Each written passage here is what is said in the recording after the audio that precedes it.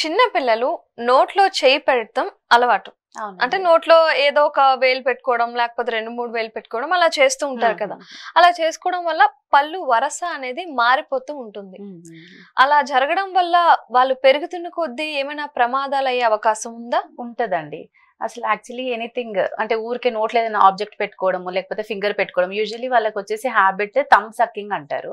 అంటే బొటన వేలు ఎనీ హ్యాండ్ అంటే ఎడమ చేతిది కానీ కుడి చేతిది కానీ వాళ్ళు పెట్టుకునే హ్యాబిట్ ఉంటది అనమాట. దాని త్రూ అంటే అది ఒక కారణం ఉంటది ఎత్తుపళ్ళు రావడానికి, దవడల దశ కూడా ఎత్తుగా పెరగడానికి. ఇప్పుడు పెట్టుకొని సక్ చేస్తుంటారు పిల్లలు, అంటే నోట్లో పెట్టుకొని టంగ్ ఏమో కిందకి డిప్రెస్ అవుతుంటది, అంటే టంగ్ టువర్డ్స్ చిన్న వచ్చేసి ముందుకు పెరుగుతుంటది, పైన దవడ వచ్చేసి పైకి పెరుగుతుంటది అనమాట.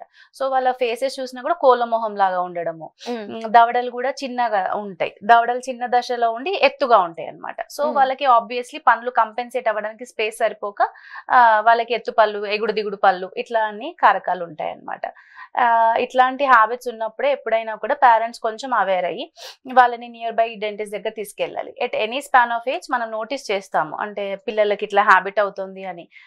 చాలా ఉంటాయి things to be done at that span of age. కొన్నిసార్లు ఏం చేస్తారు అంటే కొంచెం కౌన్సిలింగ్ ఇవ్వడం అవుతుంది. అంటే వాళ్ళకు 1.5 year అంటే అర్థం అవ్వదు పిల్లలకి. ఒక 2 or 3 years బేబీ వాళ్ళకైతే కనుక కొంచెం మనం గైడ్ చేయగలుగుతాం. టెండర్ ఏజ్ లోనే రిలాప్స్ అంటే అది రాకుండా చేసుకునే ప్రాసెస్ వచ్చేసి పేరెంట్స్ దగ్గరే ఉంటది అనమాట. కొన్ని దీస్ డేస్ కొన్ని బిటర్ సొల్యూషన్స్ కూడా దొరుకుతాయి, అంటే మనం నోట్లో తగిలినా కూడా చేదుకి బిటర్ సొల్యూషన్స్ ఉంటాయి కదా, మెడికల్ షాప్స్ లో దొరుకుతుంటాయి. యూజువల్లీ అవి పెట్టేస్తుంటారు అనమాట. టు సెజేట్ మిల్క్ అంటే పాలు తాగడం ఆపేయడానికి ఎట్లా చేస్తుంటారో దీనికి కూడా అనమాట. పిల్లలు చూడకుండా ఆ తంబుకి అది అప్లై చేయడం ఇట్లాంటివి చేస్తుంటే కనుక వాళ్ళకి తెలిసిపోతుంది చేదుగా ఉంది, దట్ ఈస్ తినడానికి కాదనేది, అట్లా ఒమిట్ చేసే ఛాన్సెస్ ఉంటాయి. తర్వాత రీసెంట్ అడ్వాన్సెస్మెంట్ డెంటిస్ట్రీలో వచ్చేసి ఏంటంటే ఇప్పుడు ఆ తంబుకి ఏదైతే ఉంటుందో, అంటే ఇప్పుడు ఆ వేలు పెట్టుకుంటారు కదా బొటన వేలు, ఎడమ వేలు కానీ కుడి వేలు కానీ ఏది పెట్టుకుంటున్నారు నోట్లో, దానికి కొన్ని అప్లయన్సెస్ ఉంటాయండి.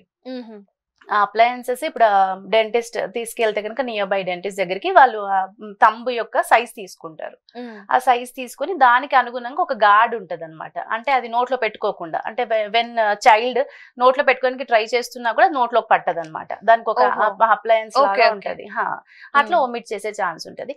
కాకపోతే ఆ దశలో అంటే పిల్లలకు అది పెట్టినా కూడా సడన్ గా కొంచెం భయపడినట్టుగా ఇదేంటి తీసేద్దాం అన్నట్టుగా వాళ్ళు అట్లా బిహేవ్ చేస్తుంటారు. ఇది బిహేవియర్ ప్యాటర్న్ లాగా కాకుండా కొంచెం ఏజ్ చూసుకొని మనం కన్సిడరేట్ గా మేనేజ్ చేసుకోవాలి.